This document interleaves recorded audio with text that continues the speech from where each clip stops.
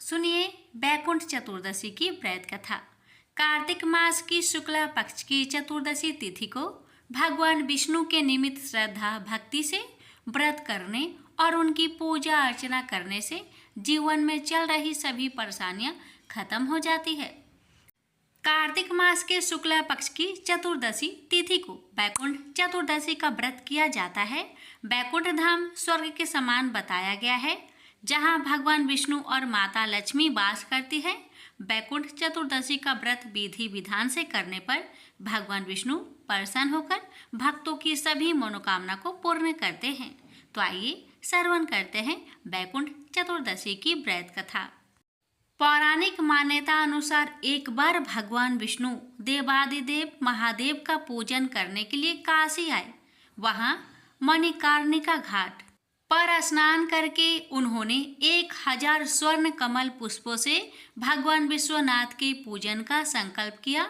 अभिषेक के बाद जब वे पूजन करने लगे तो शिव जी ने उनकी भक्ति की परीक्षा के उद्देश्य से एक कमल पुष्प कम कर दिया। भगवान श्री हरि को पूजन की पूर्ति के लिए 1000 कमल पुष्प चढ़ाने थे। एक पुष्प की कमी देखकर उन्होंने सोचा, मेरी आंखें भी तो कमल के ही समान हैं, मुझे कमल नयन और पुंडरीकाक्ष कहा जाता है। यह विचार कर भगवान विष्णु अपने कमल समान आंख चढ़ाने को प्रस्तुत हुए। विष्णु जी की इस अगाध भक्ति से प्रसन्न होकर देवाधिदेव महादेव प्रकट होकर बोले, हे विष्णु, तुम्हारे समान संसार में दूसरा कोई मेरा भक्त नहीं है।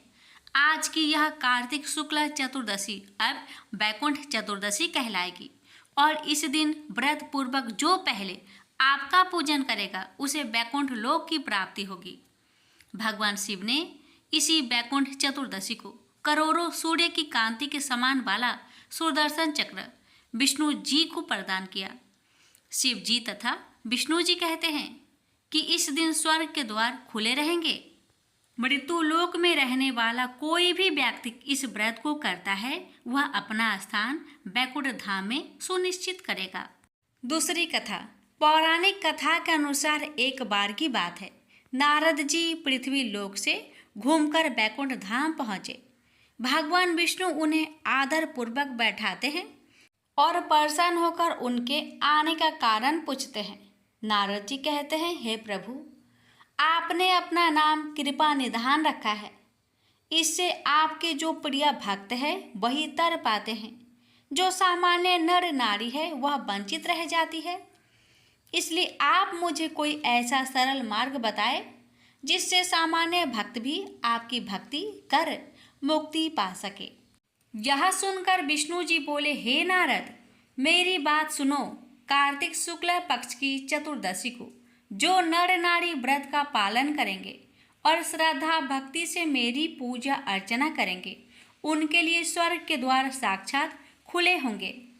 इसके बाद विष्णु जी जय विजय को बुलाते हैं और उन्हें कार्तिक शुक्ल चतुर्दशी को स्वर्ग के द्वार खुला रखने का आदेश देते हैं। भगवान विष्णु कहते हैं कि इस दिन जो भी भक्त मेरा थोड़ा सा भी नाम लेकर पूजन करेगा वह बैकुंठ धाम को प्राप्त करेगा। प्रेम से बोलिए जय श्री हरि। सुनिए तीसरी कथा। धनेश्वर नाम का एक ब्राह्मण था जो बहुत बुरे काम करता था। उसके ऊपर कई पाप थे। एक दिन वो गोदावरी नदी में स्नान के लिए गया। उस दिन बैकुंठ चतुर्दशी थी। कई भक्तजन उस दिन पूजा अर्चना कर गोदावरी घाट पर आए थे।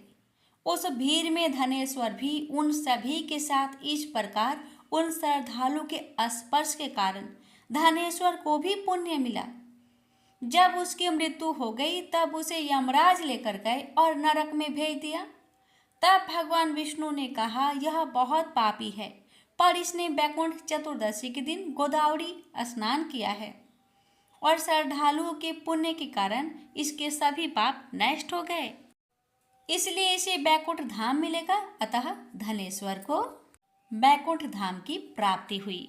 भगवान जी आपकी कथा कहने वाले, सुनने वाले, हुक्कार भरने वाले सभी भक्तों की हर मनोकामना को पूर्ण करे। प्रेम से बोलिए हर हर महादेव। माता पार्वती की जय। लक्ष्मीपति विष्णु भगवान की जय।